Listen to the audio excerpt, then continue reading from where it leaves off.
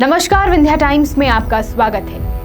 विंध्य का गौरव ठाकुर रणमत सिंह महाविद्यालय, जिसके कारण विंध्य को एक अलग पहचान मिली। तमाम इतिहासकार, साहित्यकार, राजनीतिज्ञ ठाकुर रणमत सिंह महाविद्यालय से शिक्षा लेकर आगे बढ़े। प्रदेश में अपनी एक अलग पहचान रखने वाला ठाकुर रणमत सिंह महाविद्यालय अपनी उपलब्धियों के साथ साथ तमाम उन सुर्खियों के कारण भी चर्चाओं में रहता है जो इस महाविद्यालय को अपने आप में अलग बनाती है। बीते दिनों ठाकुर रणमत सिंह महाविद्यालय में 150वीं जयंती मनाने का कार्यक्रम तय किया गया था, लेकिन 150 वर्ष पूरे होने का यह कार्यक्रम विवादों में चला गया। आइए आपको दिखाते हैं एक रिपोर्ट। ठाकुर रणमत सिंह महाविद्यालय अपनी श्रेष्ठतम उपलब्धियों को लेकर पहले भी जाना जाता था, अभी भी जाना जाता है और भविष्य में भी जाना जाता रहेगा।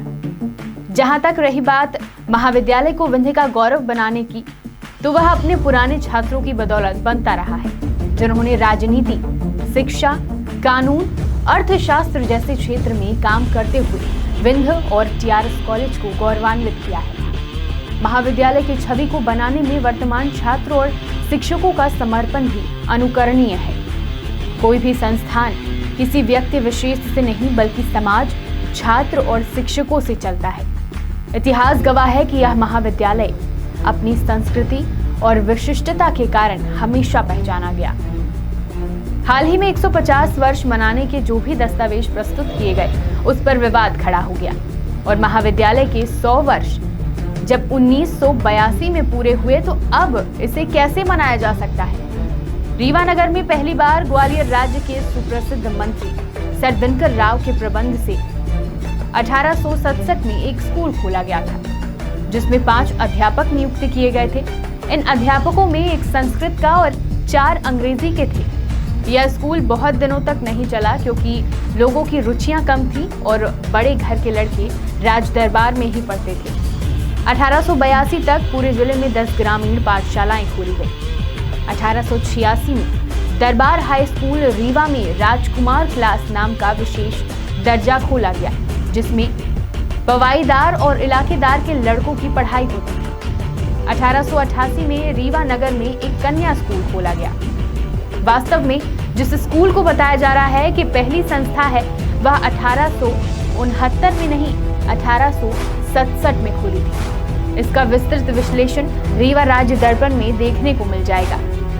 यह स्कूल थोड़े दिनों बाद बंद भी हो गई। किसी स्कूल के खुलने और इस महाविद्यालय से क्या संबंध है, यह आज तक किसी ने नहीं बताया। यह महाविद्यालय तो 1944 के आसपास शुरू हुआ था और वास्तव में इसका शताब्दी वर्ष 2044 होना चाहिए। यह पूरा प्रकरण सामने आने के बाद रीवा कलेक्टर ने जांच के आदेश दिए, लेकिन देशव्यापी आपदा कोरोना के कारण सब कुछ ठंडे बस्ते में चला गया। सवाल यह है कि अगर 1982 में महाविद्यालय का 100 वर्ष मनाया गया, तो 2020 में 150वां वर्ष कैसे मनाया जा सकता है। आखिर ऐसा महाविद्यालय प्रबंध क्यों कर रहा था। यह विषय जितना गंभीर है, उतना ही संवेदनशील भी। इस मसले पर पूर्व प्राचार्य का कहना था कि वो टीआरएस कॉलेज की स्थापना का वर्ष नहीं मना रहे थे, क्योंकि कॉलेज के रूप में यह 1935 में शुरू हुआ था। मूल संस्था की स्थापना का वर्ष मनाया जा रहा है। अब बात करते हैं टीआरएस कॉलेज के रैंकिंग की। तो जहां तक रैंक के ग्रेड का प्रश्न है, तो आज मध्य प्रदेश में कई संस्थान हैं जिन्होंने ए ग्रेड प्राप्त किया है। कन्या महाविद्यालय रीवा, विज्ञान महाविद्यालय रीवा भी इसके उदाहरण हैं। हाँ, टीआरएस के अलावा अन्य सीजीपीए का अंक इसलिए ज्यादा अर्जित नहीं कर पाए, क्योंकि शायद वहां की अधोसंरचना टीआरएस जैसी नहीं। यह महाविद्यालय कुछ मायने में अपनी अद्भुत अधोसंरचना में समृद्ध है, इसलिए पहले भी ए ग्रेड को प्राप्त किया था और दूसरी बार भी ए ग्रेड को प्राप्त किया। महाविद्यालय के छात्रों में, शिक्षकों में जिस तरह की अकादमिक गतिविधियां हैं, वह अपने आप में अद्वितीय है। संस्था के छात्र और शिक्षक प्रदेश और देश में नाम रोशन कर चुके हैं। टीआरएस कॉलेज की मध्य प्रदेश में एक अलग धमक रही है, चाहे वह शैक्षणिक गतिविधियां हों या अन्य रिसर्च और नवाचार की बात हो। लेकिन पिछले कुछ वर्षों से यह महाविद्यालय अराजकता का केंद्र भी बन गया था। उसका उदाहरण यहाँ गोलीकांड और एक छात्र का अपहरण कर हत्या भी है। आए दिन यहाँ झगड़े होते रहते हैं। टीआरएस कॉलेज के बाहर एक अलग पुलिस चौकी की मांग भी है। जिला प्रशासन का भी मानना है कि टीआरएस में जहां एक और होनहार और प्रतिभावान छात्र छात्राएं हैं, तो वहीं असामाजिक और बाहरी छात्रों का भी अड्डा टीआरएस कॉलेज बनता है। दरअसल पिछले कुछ सालों में टीआरएस कॉलेज एक राजनीतिक अखाड़ा बन गया है। टीआरएस कॉलेज में जितने विजिटिंग फैकल्टी लेक्चर्स देने नहीं आते, उससे कहीं ज्यादा नेताओं का जमावड़ा लगता है। जब जिसकी सत्ता तब उसका दखल। किसी भी शैक्षणिक संस्थान के लिए ऐसा माहौल सही नहीं है। अब आप ही सोचिए कि क्या किसी शैक्षणिक संस्थान के लिए ऐसा माहौल ठीक होगा।